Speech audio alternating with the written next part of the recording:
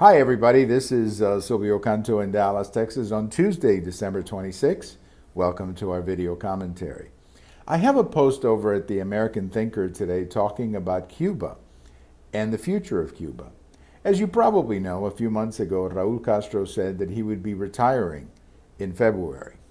And that was pretty much the official plan. That's what the media was told. That's what the diplomats were told. Everybody was planning this big ceremony in February when Raul Castro would leave and power would be passed on to his designated successor, who is the vice president of the Communist Party of Cuba, or something like that. He's got a fancy title, but that's basically what it is. Well, last week, Raul Castro decided that he was going to hang around a little bit longer. He's going to hang around until April. That's the latest announcement. And the official reason is that the damage from Hurricane Irma was so severe that it interrupted the transition plans. Well, in all fairness, Irma did impact the island of Cuba severely, as it did Puerto Rico. And there was a lot of damage. There's no question about that. But how that exactly would impact the transition plan is something that I have some serious doubts.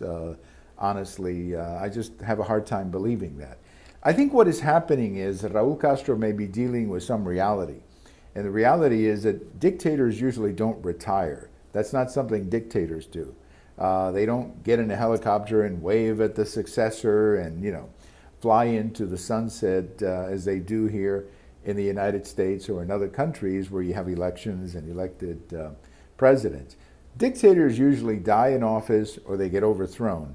And if they leave, they very often are followed by a struggle for power and a bloodbath that happens in the country. And I think Raul Castro is beginning to realize that.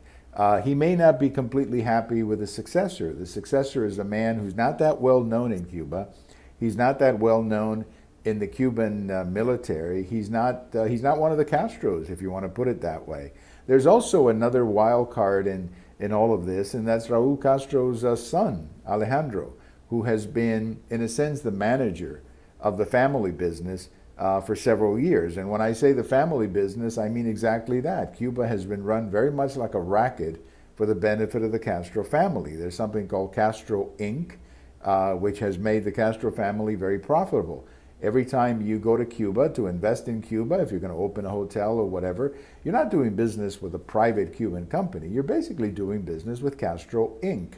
They're the ones that have their hands in anything that has to do with foreign currency. So I think Raul Castro may be beginning to realize that he's not quite ready, or the country is not quite ready for a transition, not because of the hurricane, but because of the system. The system right now is under a lot of pressure. The Cuban economy has not reformed well. It's very difficult to reform a communist country, as Gorbachev learned in the Soviet Union. The situation in Venezuela has eliminated the subsidy that they've grown accustomed to, particularly the oil subsidy.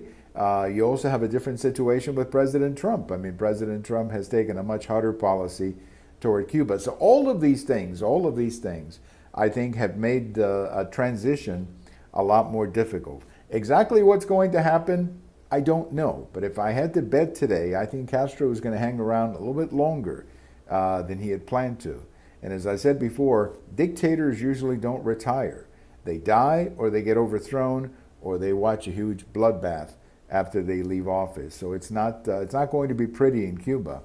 And I think we may be seeing some explosions in Cuba, political explosions in Cuba coming in 2018. We'll keep an eye on it and let you know how we feel about it. Thank you for watching. Have a great day, everybody. This is Silvio Canto in Dallas. We have all of these commentaries over at YouTube. We also have them at Twitter, and we have them at my blog. I hope everybody had a Merry Christmas. We certainly did. Bye-bye, everybody.